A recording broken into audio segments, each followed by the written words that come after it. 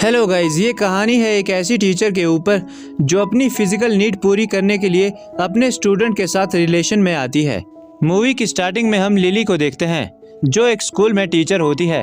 उसका अभी अभी डाइवोर्स हुआ होता है और वो दूसरे शहर में नए स्कूल में पढ़ाने आई होती है।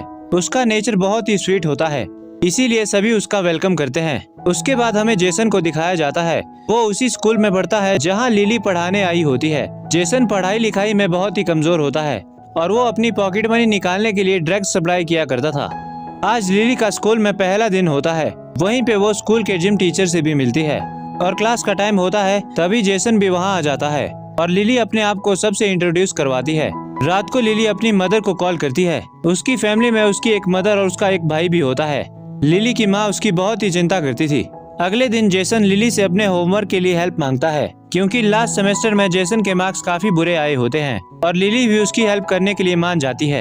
एक दिन स्कूल में सभी स्टूडेंट अपनी पोएट्री सुना रहे होते हैं। तभी पोएट्री सुनाने की बारी जेसन की आती है। लिली को जेसन की पोएट्री इतनी पसंद आती है कि वो उसमें खो ही जाती है।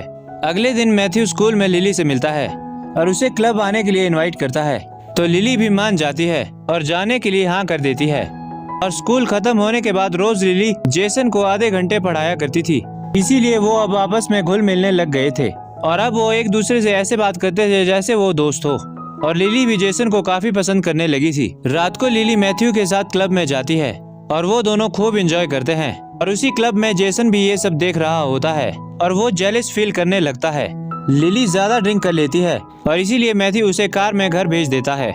अगले दिन हम देखते हैं कि मैथ्यू क्लास में नहीं आया होता है और लिली को उसकी कमी खल रही होती है। और जब क्लास का टाइम ओवर होता है तब जेसन क्लास में आता है। लिली कहती है कि आज तुम स्कूल में लेट क्यों आए हो। वो कहती है कि अगर तुम ऐसा करते हो तो मैं तुम्हारे पीछे अपना टाइम खराब नहीं करूंगी। ये सुनकर जेसन उससे सॉरी कहता है और दोबारा ऐसा ना करने का वादा करता है। रात को लिली अपनी माँ से फोन पे बात कर रही होती है, तभी उसके दरवाजे पे कोई आया होता है। वो जेसन होता है और उसके मुंह से काफी खून निकल रहा होता है। वो अपने दोस्तों से लड़ाई करके आया होता है। जेसन की ऐसी हालत देखकर लीला उसे अंदर ले लेती है और उसकी मरहम पट्टी करती है। उसके बाद जेसन वहाँ से जाने लगता है तो लिली उसे अपनी कार से उसके घर ड्रॉप करने चली जाती है। बाहर बारिश हो रही होती है और रास्ते में जेसन एक जगह कार रोकने को कहता है और बाहर निकलकर वो लिली को भी बाहर बुलाता है और फिर वो दोनों गाड़ी से बाहर आ जाते हैं। तभी जेसन लिली को अपने साथ डांस करने को कहता है और धीरे धीरे उसके करीब आने लगता है।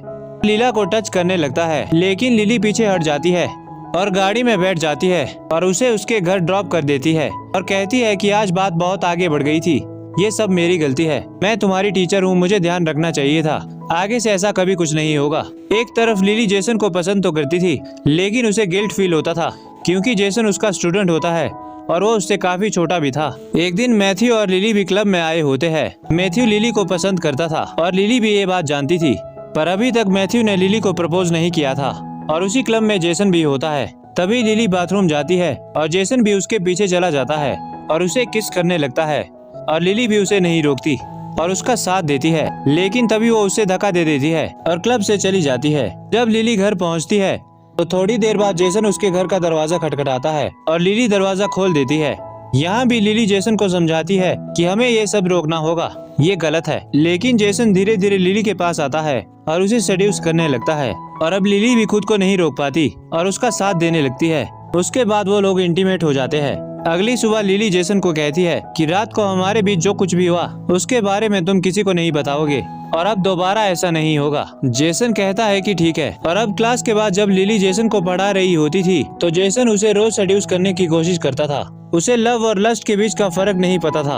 और अब जेसन और लिली रिलेशन में होते हैं और वो दोनों काफी खुश होते हैं। एक दिन जब लिली स्कूल में अपना काम कर रही होती है तभी मैथ्यू वहाँ आता है और लिली का रेप कर देता है क्योंकि उसे वो नहीं जेसन पसंद होता है।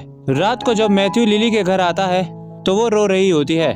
जेसन उससे पूछता है क्या हुआ, तब लिली उसे सब कुछ बता देती है। इस बात से गुस्सा होकर अगले दिन जेसन मैथ्यू से लड़ाई कर लेता है, जिसके बाद जेसन को जेल भी हो जाती है, लेकिन उसकी मॉम उसे छुड़ा लेती है। तभी लिली वहाँ आ जाती है। वो जेसन से बात करना चाहती थी लेकिन जेसन की मदर उसे उससे बात नहीं करने देती और उसे बहुत खरी खोटी सुनाती है। अगले दिन लिली अपना सामान पैक कर चुकी होती है, तभी जेसन वहाँ आता है। उसे लगता है कि वो उसके साथ कहीं भागने के लिए तैयार हो चुकी है, लेकिन लिली अकेली ही जा रही होती है और वो उससे कहती है कि तुम्हारा अभी बहुत फ्यूचर बाकी है, तुम्हें मेरे चक्कर में अपनी जिंदगी बर्बाद नहीं करनी चाहिए। जेसन उसे बहुत मनाने की कोशिश करता है और कहता है कि मैं तुम्हारे बिना नहीं जी सकता, लेकिन वो उसकी एक नहीं सुनती और शहर छोड़कर चली जाती है। और यहीं पे ये मूवी खत्म हो जाती है।